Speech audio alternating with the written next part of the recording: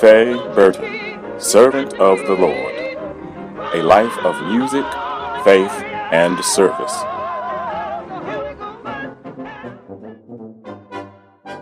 Faye Burton was born Doris Faye Robinson in Birmingham, Alabama, the youngest of Ernest and Odessa Robinson's 7 children. Mr. and Mrs. Robinson owned and operated a small but successful dry cleaning business. All of the children worked in the family business and gained an early introduction to fashion and an appreciation for being well dressed.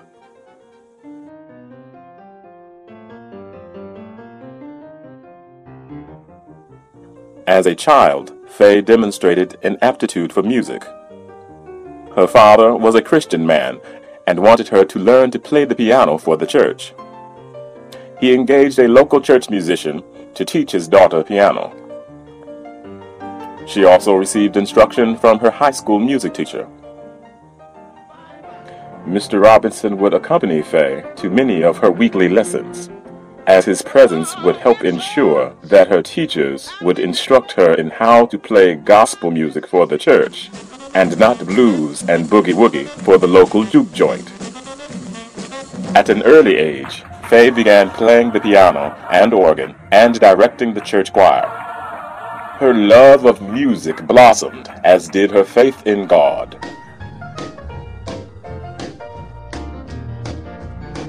There's always somebody talking about me, but really I don't mind. She developed a deep affection for gospel music while growing up listening to and imitating the sounds of her hometown shero, the American gospel singing sensation, Dorothy Love Coates. Ms. Coates, also a native of Birmingham, had enjoyed decades of major national success as a gospel music recording artist.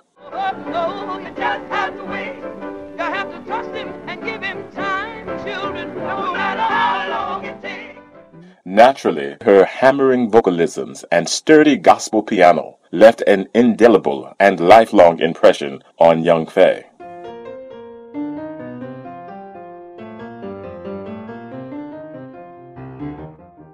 Faye also excelled in her studies at school and was twice promoted to a higher grade. She graduated from the historic and segregated Samuel Oldham High School at the tender age of 16, and went on to attend Miles College, a historically black college located in Fairfield, Alabama, where she majored in English and minored in music.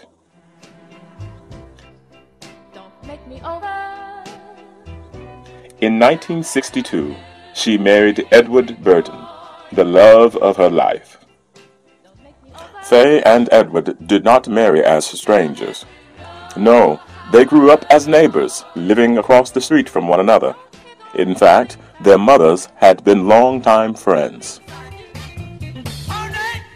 The 1960s were troubled times, as America's social melting pot exceeded its boiling point.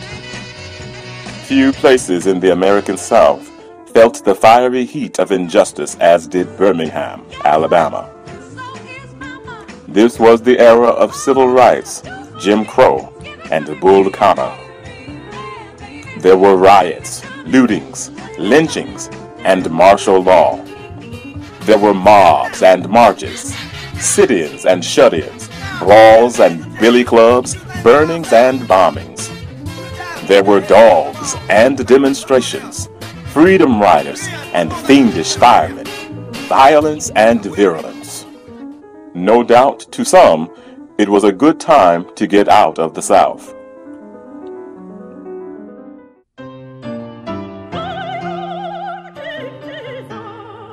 In December 1965, Faye's eldest brother, the Reverend Dr. Albert J. Lightfoot, who everyone affectionately called Light, started the New Hope Baptist Church in Ann Arbor, Michigan. About what the Lord can do. Now, it has been said that to grow a church, one must have a strong knowledge of and a disciplined engagement with 3 main books: the Bible, a ledger, and a hymn book. Reverend Lightfoot had a keen sense of this and he knew he could count on his sister for diligence, commitment, and excellence in music ministry. There's always somebody talking about me, but really I don't mind. They're trying to block and Heeding stop. his mother's advice while visiting home in Birmingham, Light beckoned Faye and Edward to come north with the promise of a good job with the university and a new life in the north.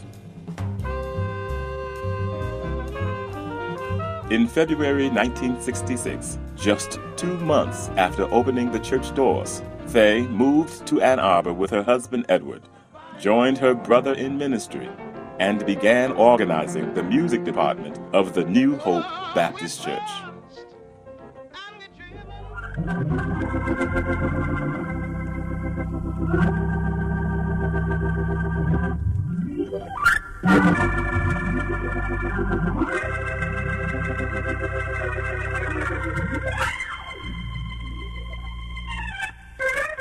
Even in 2012, female gospel organists are seldom seen in today's African American churches.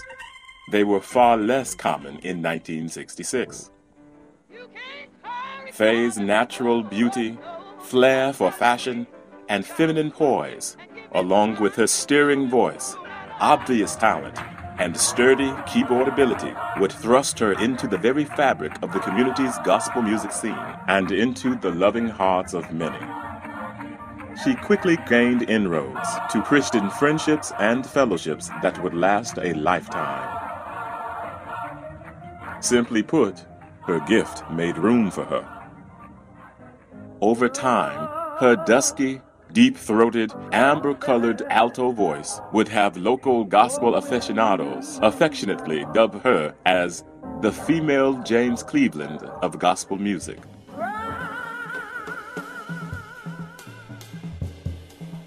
In February 1966, Edward and Faye both began working at the University of Michigan. Faye found work as a clerk typist and thus began a lifelong career in academic administrative support services. In 2005, she retired as executive secretary to the Dean of Minority Services. In his letter to the church at Corinth, the Apostle Paul admonishes them to be steadfast, unmovable, always abounding in the work of the Lord, for as much as you know that your labor is not in vain in the Lord. Since 1966, Faye Burton has rendered over 45 years of unbroken service unto the Lord at the New Hope Baptist Church as pianist, organist, choir director, and minister of music.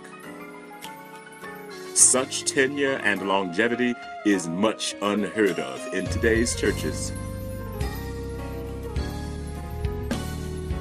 Being ever faithful in service, whether to weddings, funerals, church outings, and annual days, as she is to regular Sunday morning service, her record of stewardship is practically incomparable.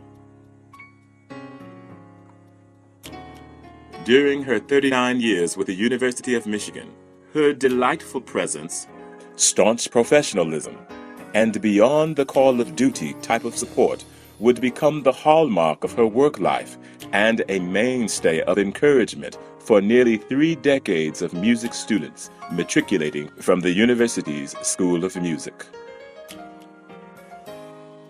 Faye and Edward enjoyed 50 years of abiding love, fierce companionship, and holy matrimony.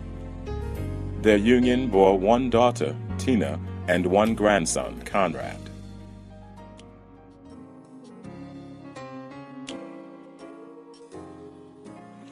On Wednesday, December 5th, 2012, Faye, our much-beloved sister, mother, and friend, made her transition from life to glory.